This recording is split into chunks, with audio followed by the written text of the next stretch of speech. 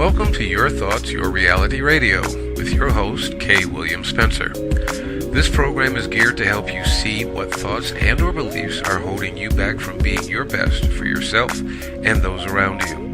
Your life is only as good as your thoughts. For more information, visit our website at www.ytyrradio.tk. That's www.ytyrradio.tk. Now, here's your host.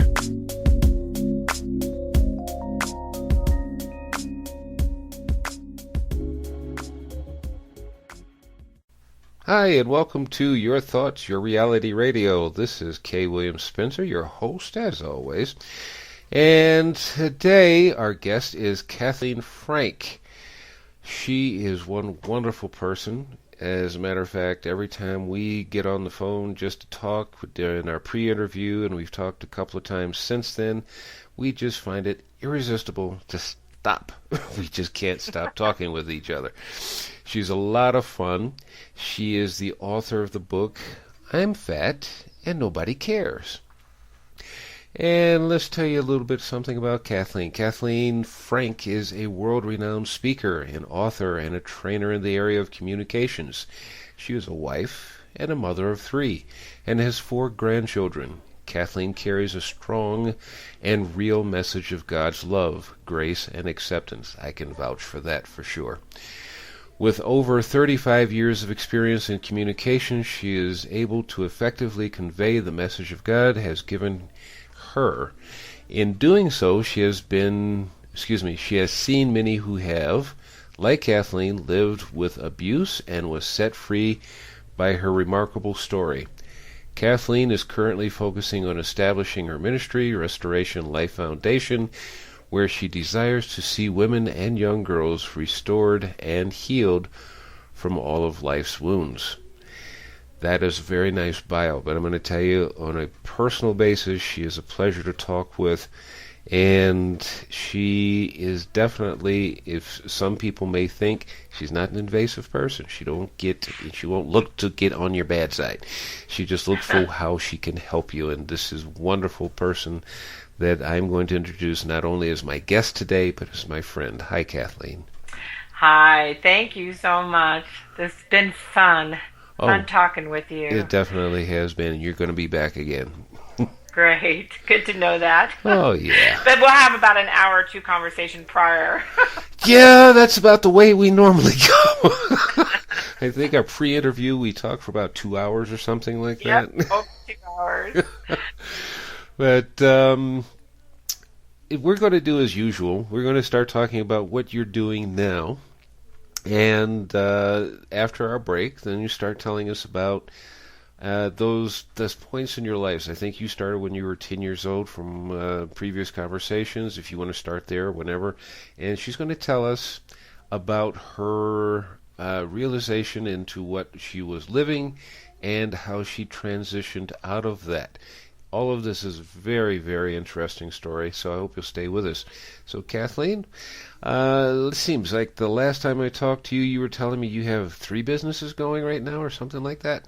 Yes, so I have a call center. I'm a call center consultant, so I travel all over the world doing training. I have my own training curriculum, and so I do training and coaching, setting up call centers. And so that's the main thrust of my business for 35 years. And then we started a web and design called Butler Web and Design Business, and just out of pure need. It was something that I needed for my businesses, and couldn't find anybody to help me and provide me with good, excellent service. So we started our own company, and it's doing extremely well. And then I have the foundation, which is called Restoration Life Foundation, and I just started that last year on a very slow pace. Right now, at a very slow pace, because we're trying to work here in our local community, but then eventually we want to take it.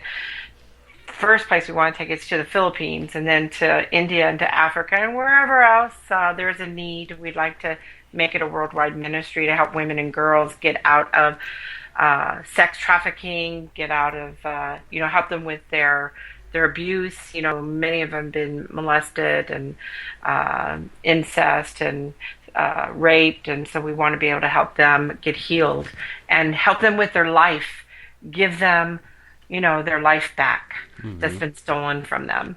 Mm-hmm. Just out of curiosity, no, we didn't speak about this before, and I don't want to put you on the spot, but I'm just curious. I was talking with a friend, I think it was last week, and we were talking about this thing about rape and incest and all that, and how even in our society, especially here on the America side of the world, we tend to, actually everywhere, we tend to look at the rape and incest issue as it's always being put off, or the blame is being put on to the woman, instead of looking at, okay, how was the man educated? What was he taught from his family or his father or his brothers or uncles or whatever the case may be? Is that something that you possibly may address? Yes, you would think today, in today's day, we're going to be different than what it was years ago, and it's gotten a little bit better. But what happens when our little girl grows up? The parents try to protect her and make sure that she stays celibate until she gets married. They talk about her virginity. Virginity is sacred. And then the boy, it's like it's okay. It's acceptable. Wow, he had a girl and he had sex and he got his manhood. Mm-hmm. And so that's been, the way people view. When the girl has it, it's a bad thing. When the boy has it, it's not. It's the same thing with, and I know this is kind of a poor analogy, but I like to use it. When a guy marries a younger woman, it's okay. But when a girl marries a younger guy, it's not okay. So the woman gets the short end of the stick. Yeah, exactly. Matter of fact, there was, this was years ago, when, was her name? Diane Carroll, TV and movie fame, actually a vocalist. She was a vocalist back in the 60s and 70s as well. And she married a guy that was about 20 years younger than her. And, of course, that hit a big, why are you doing such a thing? And yeah. Yeah, definitely. Rob the cradle. Yeah. We're told we're robbing the cradle. Yeah. I've been married 3 times. My first husband was 8 years older than me. My second husband 4 years older than me. But this time I married someone where I'm 13 years older than he is. Mm. And I was looked down upon. I wasn't looked down that I married at the age of 17 to a man that was 25. But, when I married somebody younger than me, it was a no-no what I did. And but I was madly in love, and I'm still married to him for 21 years. So there you go. We proved them wrong.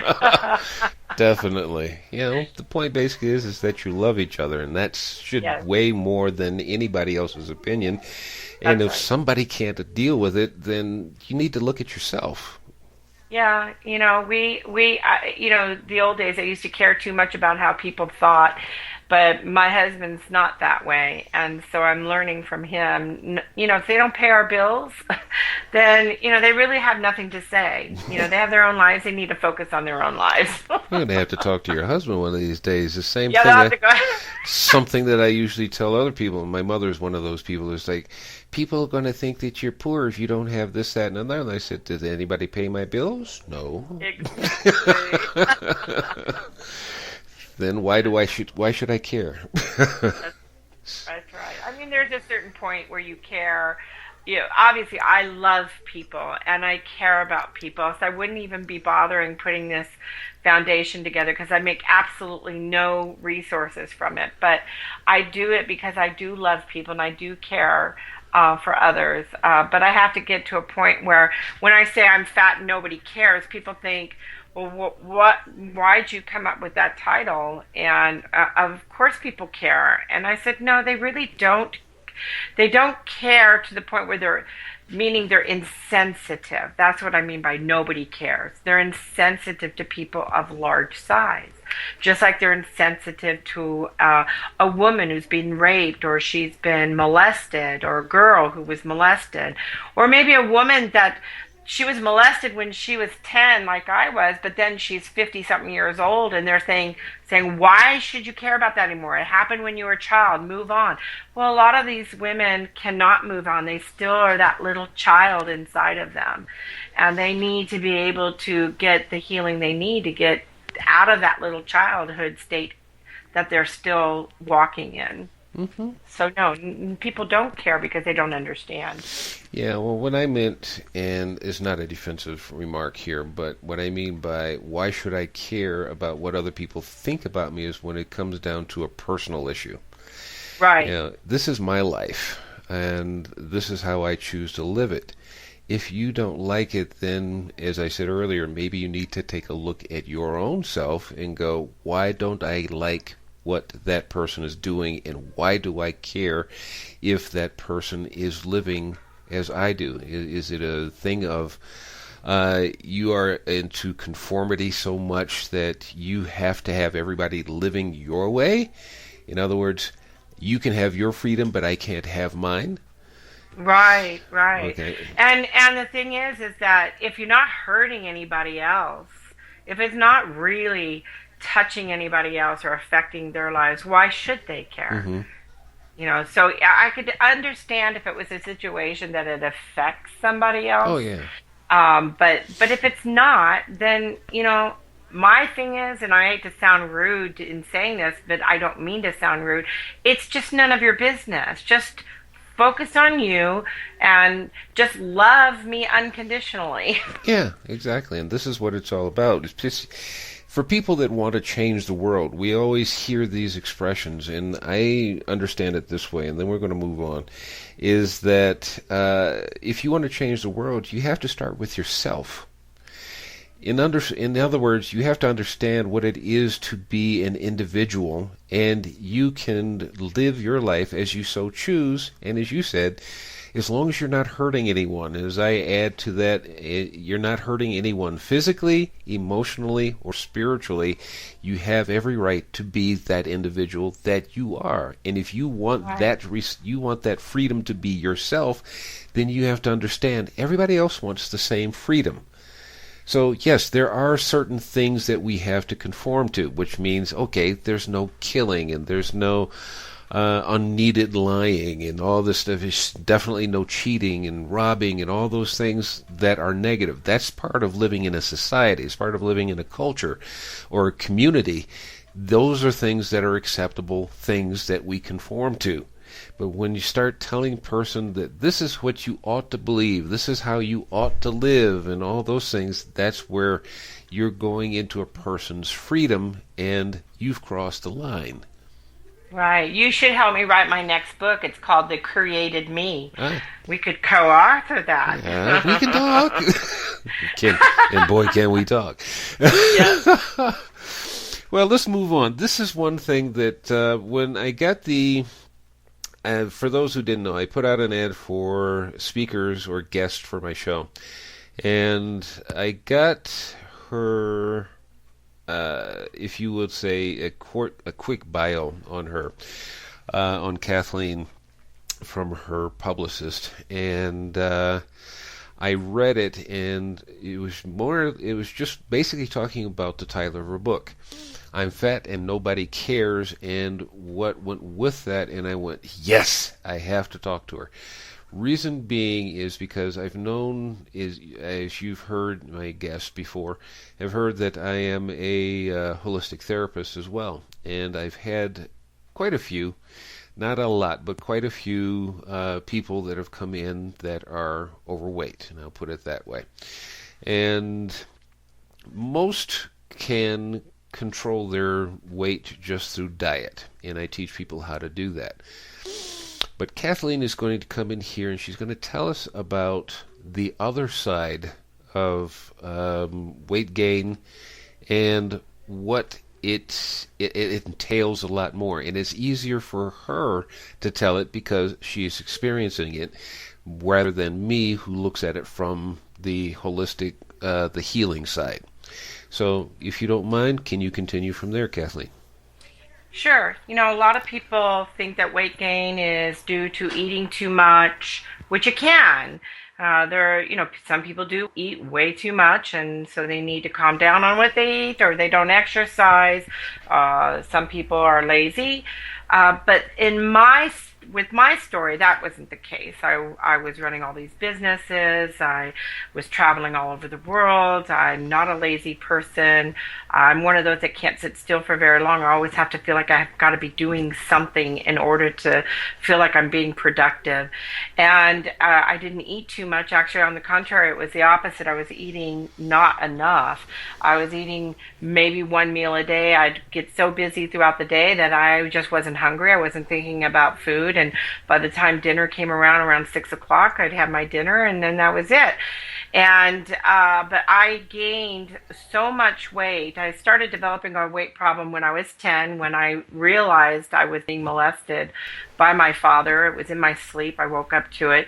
I started developing a weight problem, not a huge problem, but maybe 10 to 15, 20 pounds, but bigger than my friends. Mm-hmm. And kids used to tease me about my weight. And then I noticed that when I wanted to be attractive by the opposite sex, the weight would come off miraculously. It was like I wasn't fat anymore. And then when I didn't want to be attractive by the opposite sex, the weight would come back on. So it was this yo-yo thing that I was going through, and it wasn't because I was on any yo-yo diet. I wasn't even dieting. It was just going on and on and off. And as I wrote my book, it started out as a journal. I started realizing and I did some research that your digestive system is your second brain. Doctors are now saying your digestive system's your second brain. Whatever is going on emotionally, if you could have trauma or you can have issues going on emotionally, it can affect your digestive system. And even thinking of food can make you gain weight. Just trauma can make you gain weight. And what I was doing, and a lot of people have heard this, but it's true. Now I'm a testimony to that. You can gain weight through hiding yourself. And I gained weight to shield myself so that I would not be attractive to the opposite sex, and it was a psychological thing. I never dieted to lose the weight. So when people look at me and they see I went up to 350 pounds, I'm 5'3", I'm medium built. And 350 pounds is a lot of weight to carry for such a smaller person. And I became the largest person in my family, of anybody in my family. And but to my knowledge, I'm the only one that's been molested. And so, I went up to a size 6X, which is huge for people who know women's clothing. 6X is huge. It goes down from a size 0 to 18, and then from 18 to 20 to 22 to 24 to 26 to 28, I was like a 34. Yeah. And so when I started identifying the real problem, I started working on the inner me. I was so focused on my outside appearance, trying to make my hair nice and my makeup, and even though I was a large woman, I still made myself look nice. I didn't ever let myself go in that respect, but I still had hurting issues inside. I was maybe pretty on the outside, but ugly on the inside. And so I have a chapter called Beauty from the Inside Out. And then there's another chapter on the digestive system. And once I got healing from my trauma, I'll tell you, within just a couple of months, I lost 60 pounds, and I didn't even try. And then I lost another 40 pounds. So I've lost 100 pounds so far. And it was very quick, and I didn't diet. And it was just because I got healing from the trauma, and part of that healing process is forgiveness. I had to forgive the perpetrator, forgive myself, forgive God. I had to go through a lot of forgiveness from a lot of different people, because once you become molested, you feel like you're a target, and like everybody is after you to do the same thing, and that's what I felt like. And so as you read my book, you'll see my story, and the things that happened throughout the course of my childhood and teenage years. And so that's, it's not because you eat too much. It's some people do, but for many of them, look out there, you see a big woman or a big man, maybe they were molested and they're going through issues. Yeah, and I'm listening to what you're saying, and I'm thinking about how I tell a lot of people, and we always talk about it from our own experience. Even when you just learn something from reading something, but we tend to internalize it, and I do that very much. I'm not one who likes to quote too much because I try to make it fit to my life. But as I've told other people, in the losing of weight, especially when they're not, as you're saying, very large, is to, if you want to lose weight, and this is coming from my own perspective, so understand it from that point. For me, because I'm not dealing with the issues that you're talking about, is all I do is I eat whatever I want. I just eat a lot less of it. In other words, you see, we were talking about this before we got on the air, and I was talking about how I used to drink when I was younger. It's just knowing my limit and stopping. And it never got me into trouble and so on and so forth. But same thing with eating. It's just I like to eat, and sometimes, especially around some parts of the year, people are always having barbecues in the summertime, or they're having parties in the fall and the winter, and you're always going to these events, and you're eating, and then pretty soon you're going, oh man, these pants are getting a little tight. Yeah, and that's the majority of the population. I mean, they say Americans, and I could see that because overseas you don't see a lot of big people over there like you do here. Uh-huh. And then they come here to the United States and eat our diet, and then they become, fat. They become large. And I can say fat because I'm fat. So if anybody gets offended, please forgive me. But it's, if you're fat and I'm fat, I can say it. Legally, I can say it. Yeah. But people do come here from other countries, and they begin to gain a lot of weight. So our diet is really bad. And although I've been taking very good care of myself since August of last year, because I found out that I had sugar diabetes, type 2, and my blood sugar went to 315, which is quite high. It should be under 100.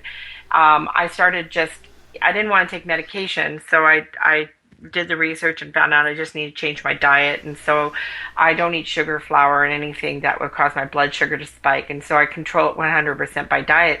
Have I lost any weight since I've been eating so healthy?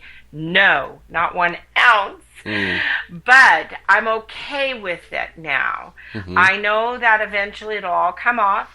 The 100 pounds I'm very thankful for. I wear a size 2X to 3X now instead of a 5, 6X. And so I feel better. But I'm not stressed over it like I was before, because I felt like I had to live up to a certain image in front of my colleagues. And I used to speak in big events with thousands of people, and I stopped that when I got really big. I didn't want anybody to see me, because whenever I went everywhere, people would stare at me like I was the fat lady in the circus. And I felt molested all over again because of my size. So it was just an ongoing. I'd get so angry at people looking at me and staring at me and ridiculing me and nudging the other person saying, look at her, that I would retaliate. And I'd say things back, and I started hating people and then hating myself. And it was a vicious cycle for me. And I got healed from it. If people stare at me now, I just smile back at them. I don't retaliate.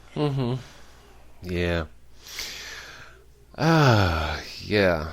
I'm sorry. I got lost in what you were saying, which for me is, I think it's a compliment for you. Oh, thank you. Well, you've seen those shows where the beautiful actress gets in a fat suit and she walks the streets of New York or Hollywood, and to get a reaction. And you see, many of your listeners have seen that. I'm sure you've seen it. And they come back and saying they felt raped, they felt molested, they felt violated, and those are the feelings that we who are of large size feel every single day when we're out there in the public. And that's why many of us, not them, just us, I'm going to include myself in, would hibernate in our houses and really not go out there in front of the public because of being molested or violated all over again. Now, I have a friend I've known since the mid 90s, and we actually call each other brother and sister when we do this in public. And she is very heavy. Matter of fact, I think the last time we were speaking, she was talking about her weight, and she's around 300 pounds. And she's probably, if she is any taller than you, she's only by a few inches. So she's doing the same thing, but she has that mentality. I don't know about why she's that large, but I never bothered to ask, and I don't care. I don't mean that in a nonchalant kind of a way, like I really don't care about her life. No, I mean I haven't asked her because if it's something that she wants to share, she'll share it. That's what I mean by that. Right, you love her regardless. Yeah, and we have gone out places together. This is a friend of mine up in Illinois. And we do things together and so on and so forth, and people look, and I know that they look, and I'm quite sure she knows, and neither one of us give a care. It's just like, yeah, okay, we're friends, or whatever you want to say, and we'll introduce each other as brother and sister. And it doesn't matter to us. Yeah, and I don't know. I think if this is something that, well, this is what I'm going to get back to this one. If the person, you as the listener, if you have a problem looking at someone that is, by your standards, overweight, why are you staring? You take a look, you take a glance, okay, it's another person, okay, and that person is there. It's in front of you or off to the side, whatever.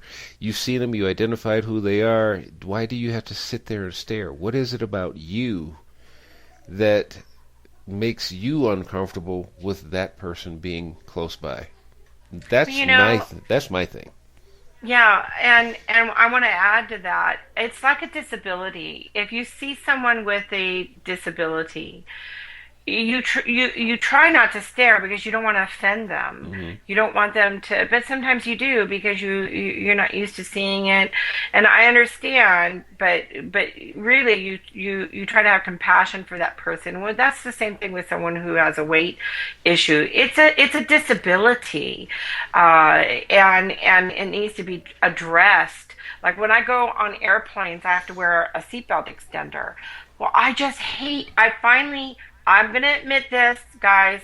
Like 15 years ago, I took a seatbelt extender and stole it from United Airlines and put it in my purse because I got so tired of the stewardess or steward coming to me, dangling it in front of everybody, saying, "Here, ma'am, here's your seatbelt extender," instead of giving it to me discreetly. Yeah.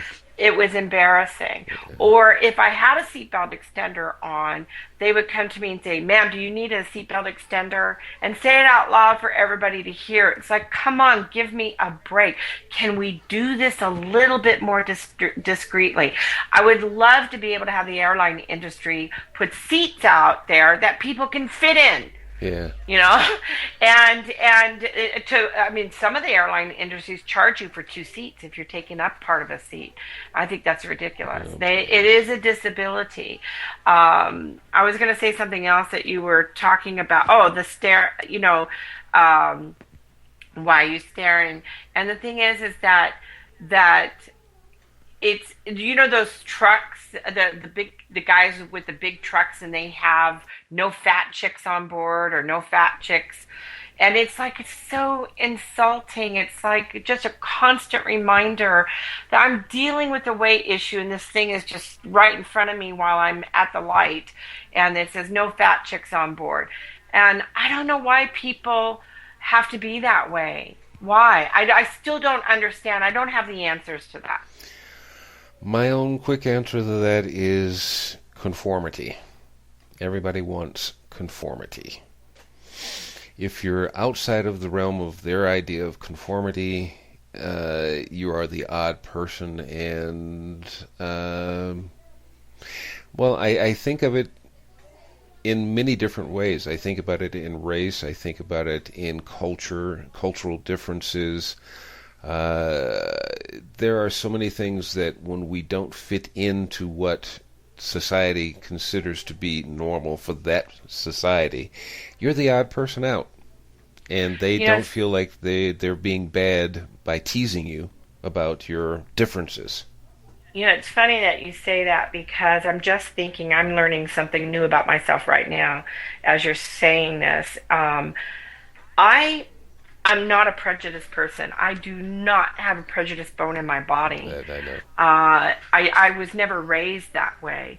And yet I get along so well with people of a minority group. I Hmm. do. I may not agree with everything that they do or how they live their life, but I have fun and get along with them and can easily talk with them because I think they feel the same way I feel Hmm. because we're not conforming to what this part of the world is saying that we need to conform to, where we don't look like them, we don't act like them, we don't talk like them, we don't dress like them, we don't ride the cars like them. And people who are like that way, who like to have you conform, I always run away from. Yeah. I avoid it Yep. like the plague. I understand very well. Well, Kathleen, we're going to take a little quick commercial break. We'll be right back, so everyone stay tuned. We're having a interview with Kathleen Frank, the author of the book, I'm Fat and Nobody Cares. Stay tuned. We'll be right back for that slingshot effect. I love what Maya Angelou had to say about the power of the spoken words. She said, I quote, "Words mean more than what is set down on paper. It takes the human voice to infuse them with deeper meaning," end quote. And that is the reason I made the decision to put my words into an audiobook. So please check out my spoken words in my new audiobook, Your Life, Your Way. The 10 must-have goals to improve your life. It's now available. You can either go to my website at www.coachingbyria.com and purchase it there. You can also download the book from iTunes by going to the link I provided in the show page, or simply go to the iTunes stores and put my name in the search, Coach Ria Wilkie, and you will be able to download the audiobook from there. And I do thank you all for doing so. And if you like to write a review, please do so. And I'm always grateful to be in service. Thank you.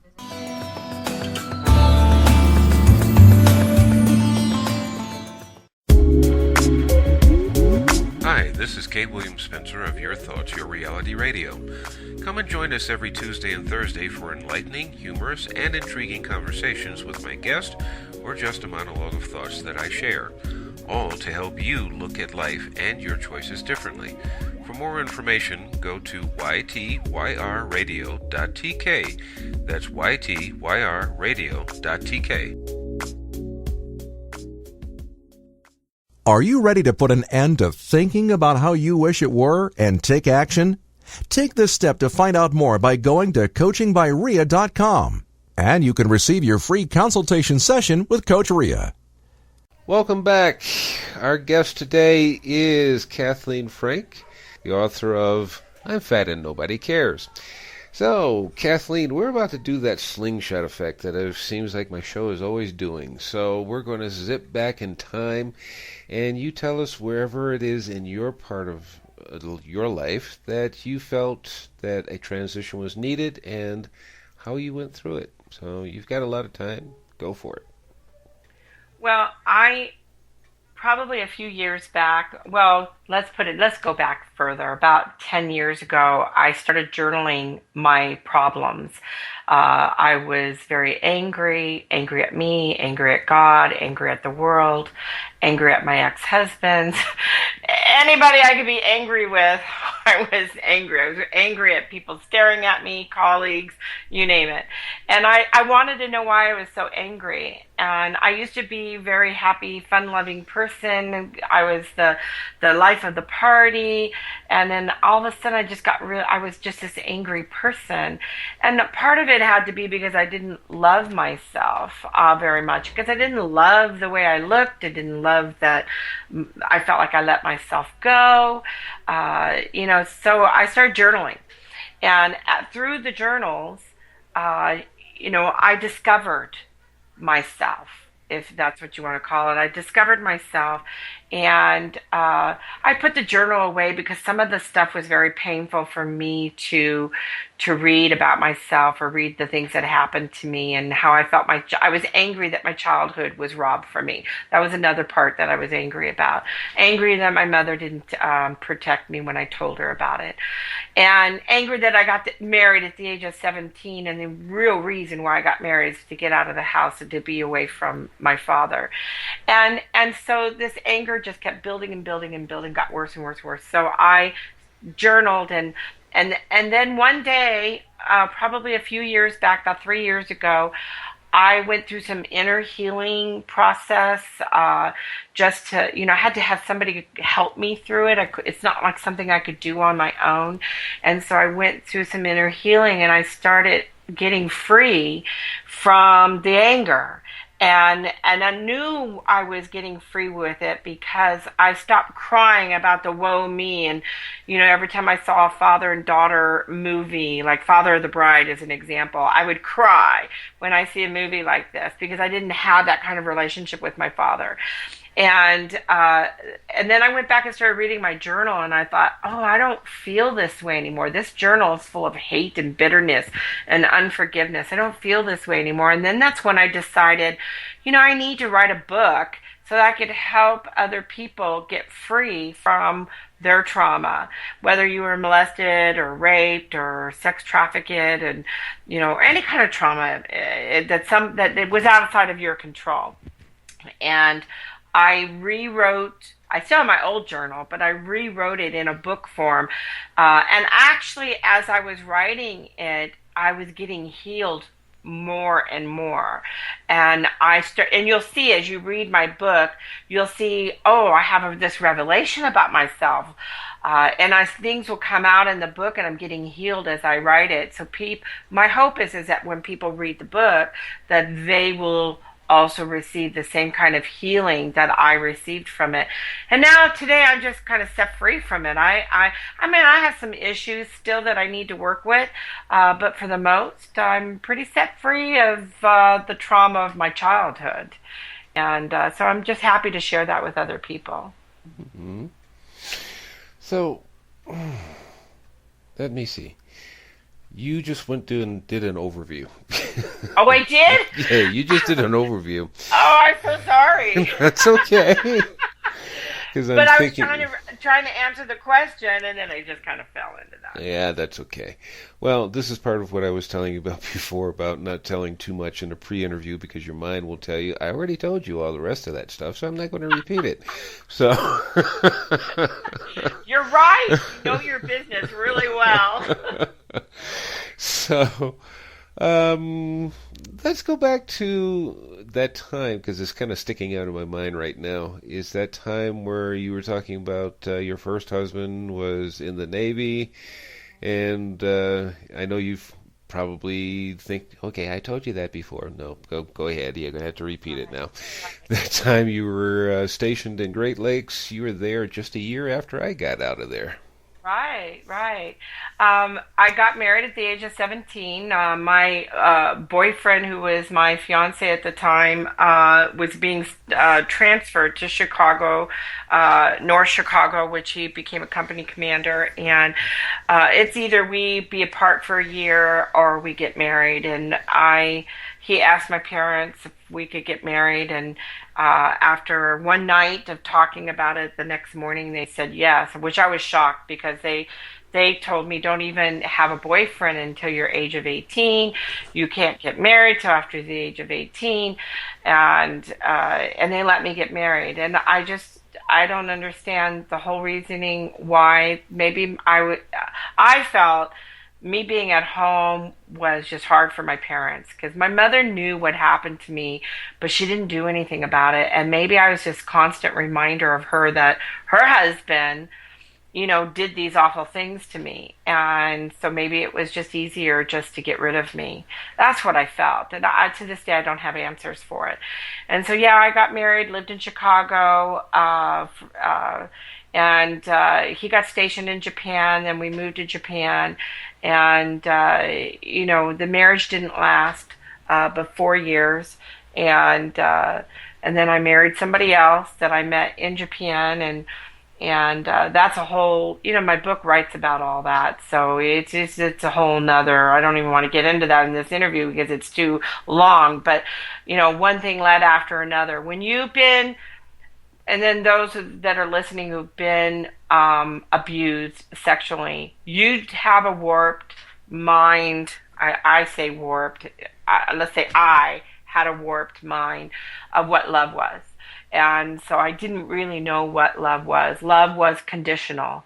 You do this, I'll do this, and you do this, I'll be good to you, and it was always conditional for me. And so I really didn't know what love was. So I went from one relationship to another, to another, to another. And little did I know that I was actually living my mother's life. Didn't even know my mother had a life similar to mine until, about 20 years ago, when that came out in the open. And I actually lived my mother's life. She must have been shocked to see her daughter go through almost pretty much the same thing she went through. And that's a whole nother book on generational stuff. But yeah, so I had 3 marriages. This marriage, the first marriage 4 years, second marriage 10 years. The half of that marriage, the first 5-year marriage of my second marriage, was illegal, which I didn't know. He was a bigamist. He was married to somebody else while he was married to me. I know, that's another story. And then the man I married now, we've been married 21 years, going on 22 years now, and we're very happily married. And so I thank God that I finally have a healthy relationship. Indeed. See, you're summarizing too much. Oh, gosh. But, well, you've got another 20 minutes to go, so... Well, you pick the topic and let me know what you want me to embellish on. I can certainly add more to it. There's a lot to say. You know me, I have a lot to say. Yeah, I know. But actually, this is about you, so you find something that you feel is right for you to share. Well, I think that those that are listening, every 30 seconds a child's being molested. And they're saying that 1 out of 2 women have been through some sort of rape, sexual molestation, incest, sex trafficking, and that's way too high. And so I believe that if there's 100 women, let's say, listening to this, 50 of them have gone through the pain of sexual abuse. And men too. I'm not discounting the men, but it's a lot less in men than it is in women. And so my story is really about reaching out to these women because I'm a woman and I want to be able to help them. And I think that the key to receiving healing is to make sure that you know that it's not your fault. And I know you've been told that. You've been told that by other people. Maybe you've gone through therapy. It isn't your fault. You didn't create this problem that happened to you. Now, did you allow it? There's 2 kinds of molestations. One is unwilling and the other one's willing. I was unwilling with my dad, but I was willing with other men in my life because my girlfriend down the street, we grew up together since we were 6 years old. She was, her brother went into the Navy. That's how I met my first husband. He was in the Navy. I had relations with Navy men. They say a woman in every port. Well, I was one of those women. And, and that was a willing molestation because I had this warped mind of what love was. I felt like the only way somebody would like you or love you is to give whatever they want, give them whatever they wanted. And you just need to know that it's still not your fault. It's just something that happened to you that you could not help, and it just trickled effect in other things that happened to you in your life, and making poor decisions for yourself, as I did. I made a lot of poor decisions when it came to relationships, and I had to come to a point where I had to not only forgive everyone that did something against me, and all those different sailors and different relationships that I had to forgive them. And all of them were older than me. So it wasn't anybody my age, and they were older than me. Why? Because it was that father image kind of thing. Always seeking love and acceptance from your father, but you're not getting it from him, so you'd find it somewhere else. And you know that song, Looking for Love, but all the wrong places. All the wrong places. I felt that song was written just for me. And, you know, just there has to be a forgiveness process of those that were the perpetrator, as I call it, and forgiving yourself, and then forgiving those that didn't help you through the process. And then I had to forgive God. You know, I thought, well, why did he allow this to happen to me? Why? You know, I'm a spiritual person. I'm not a religious person, but I'm a spiritual person. And I just had to go to learn, you know, figure out, well, why did God allow this to happen? I realized that he didn't allow anything to happen. Man has free choice. Man has free will. And we've been given this earth to reign over this earth, and we have free will, you know, so it wasn't his choice that this happened. But the good news is that he can take something that happened to you that was bad and develop something good out of it. And that's what's happened to me. And it's only been recent that I have discovered this. And I'm, you know, just celebrated and I'll tell it to the world, I celebrated my 56th birthday on June 10th, and I'm just now getting it. And so I pray that the rest of the half of my life, I pray I live a long life. My great-grandfather lived to be 103, that I can live a life full of freedom, you know, and live the God purpose life that that's been given to me, and I can live out that life without all that pain and suffering. And I want that for you too. Well, thank you, and I'll say thank you for the audience that's listening. Definitely. And, well, this is what the whole idea of the show is about anyway. It's your thoughts in your reality. In other words, matter of fact, one person, and I forgot who it was. I'm sorry. I know who it was. I'm going to give him credit for this one. His name is Roger Daniel. He's one of my interviewers from May, I believe it was. And he says, you can't help the hand that was dealt to you, but you can play the hand in many different ways. This is not a direct quote, but he kind of gives it in that light. In other words, the life that you have, you didn't choose it. It was given to you. You have the choice on how you're going to live it now that you got it. So it's your thoughts. It produces your own reality. You still there, Kathleen? Yes, I'm like blown away by that. You have to email me that quote exactly. I'd like to put that on my website for Restoration Life Foundation. That's awesome. I like it. I love it. Wished I would have known that quote a long time ago.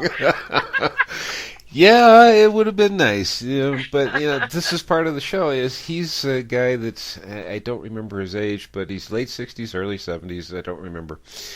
And he has for me, it's a very incredible story. But even as a guy who I just interviewed just recently, he has... Well, we would describe him as being a handicapped person, or what would be the other word for handicap? Disabled. Disabled, there you go. And he defies that. He does not like those descriptions. And he says, look, this is the way I was born, this is what I got. The man is working on his PhD, and he was a high school coach, a college coach, and a city football coach. But yet he has, I forgot how he actually describes it. One hand it looks like a lobster, the other one hand it looks like something else, and his forearms are shortened. But he played football, and he coached it. Wow. And he's getting his PhD, and he's also competing in the world's, there's a competition for the world's best in public speaking. It's coming up later this summer. Awesome. So it's one of those things, it's just like the other guy said, hey, you can't help with what you were dealt in life, but you can play it any different way that you so choose. In other words, you can play it the victim, which really doesn't serve you, it doesn't serve anybody in your community, your family, or anybody else, or you can actually get up, like you said even earlier in the show, you can get up and you can do something with your life that changes it, and it becomes something that you want and that you can be proud of, and it ends up being something that can help others as well. Right, right. And that's the thing, is that's part of the healing process, is that for me to have Restoration Life Foundation available to these women and girls, the girls from the age of 16 onwards, and especially in third world countries where my interest, that's where my heart is, because a lot of these women and girls are thrown into garbage dumps and they're outcasts. Mm-hmm. And I that's to me part of the healing process of being able to help somebody else that needs help. And I think that, that's huge. If we can take what happened to us and channel it for good for somebody else, then no one on the dark side, as I call it, wins. Mm-hmm. Yeah, exactly. Okay, Kathy, excuse me. Well, you go by Kathy anyway, so. But yeah, people call me Kathy, mostly. It's easier. They used to call me Chatty Kathy. Uh-oh. But that's the doll I grew up with, besides Thumbelina, but, Chatty Kathy was the doll I grew up with. So I'm dating myself. We are definitely dating both of ourselves. I remember that one, too. So... Kathy, tell me, in your next, say, 7 minutes, do you have anything that you would really like to share with us? Well, I don't know if I can, if it's something that I would like to just encourage people to go to the website, Restoration Life Foundation, see how you can help that organization. If you're a woman that needs help or a girl that needs help, we can help you. We can get you free counseling. If you need a place to live, if you need food, shelter, clothing, education, as part of what we help women is if some of these women and girls, they've not finished their education, so we can help you. Like I know one person that only had a third grade education, so we're helping her get the rest of her education she never got and then pursue the next level. So if they want, maybe they only had a high school education and they want to pursue going to college. So Restoration Life Foundation will help them. Whatever it is, the need is that we can help them. That's what we want to be here for. The main thing, we want to help you get restored, but we also want you to get healed on the inside out and then get restored with whatever purpose, because we all have a purpose in life, right? I mean, I believe that we were created here for a purpose. And your purpose is different than my purpose. Mm-hmm. Some people, their purpose is the same because it needs more than just one person to fulfill that purpose. And so my purpose is communications, my purpose is writing, my purpose is helping other people. I have a gift of what it's called hospitality. And so I want to help people be able to live out their purpose. And a lot of people are walking around on this earth, they don't even know what their purpose is. They have no idea. Mm-hmm. And so, let's help you find out what your purpose is. And then let's go ahead and help you achieve that. And so that if anybody's listening that, that needs help with that or wants to help with that, I do encourage them to go to the restorationlife.org site and fill out the information, take a look at the site, and see what you can do to either get your healing, or maybe it's somebody that never had an issue. They don't even know what molestation's all about, and they never had an issue, but you want to help. Then we could use your help. Mm-hmm. Is this for anyone yes. internationally, or internationally? Absolutely. Cool. I believe that the reason why I have traveled all over the world in my other business, which is my call center consulting business, is because I think that I was being groomed and prepared to. I love third world countries. I been to China, and I've been to India, Philippines, Africa, and I just, South America. I just love these countries and the people within those countries.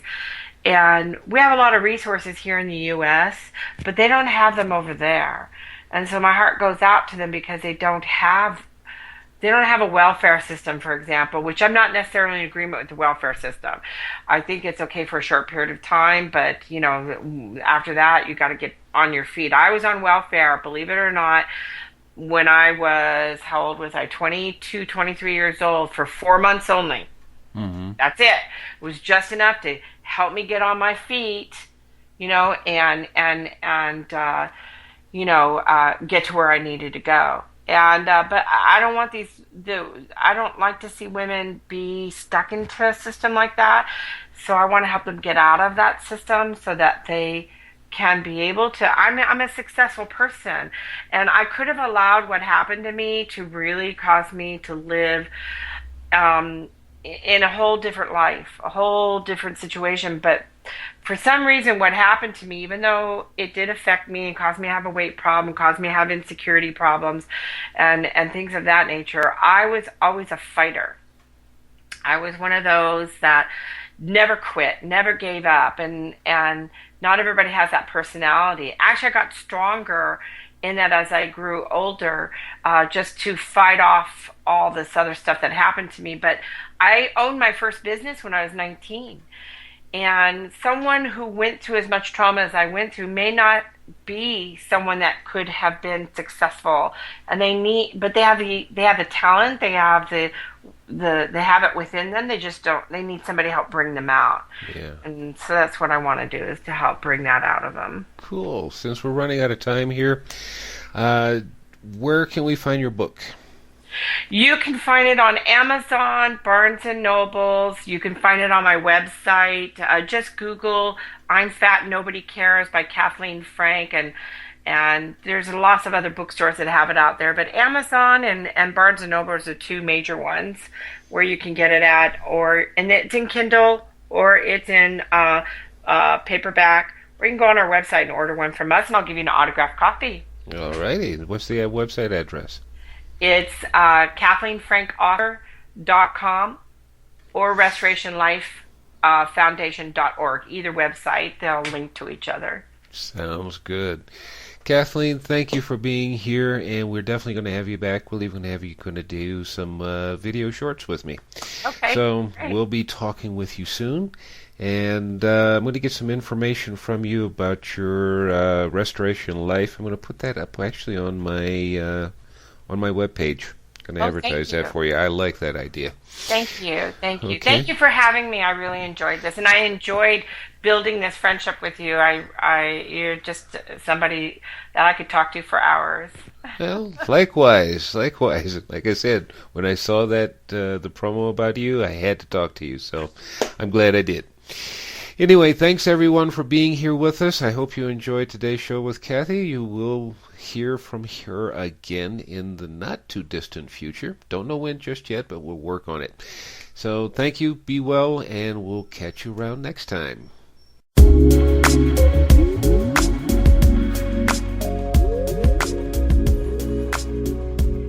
Thank you for joining us here on Your Thoughts, Your Reality Radio. Please make a note to join us again on our next broadcast. For more information, visit our website at www.ytyrradio.tk. That's www.ytyrradio.tk. Our theme music is Soul Controlled by B.O. Crew under a Creative Commons License 3.0. See our website for more information.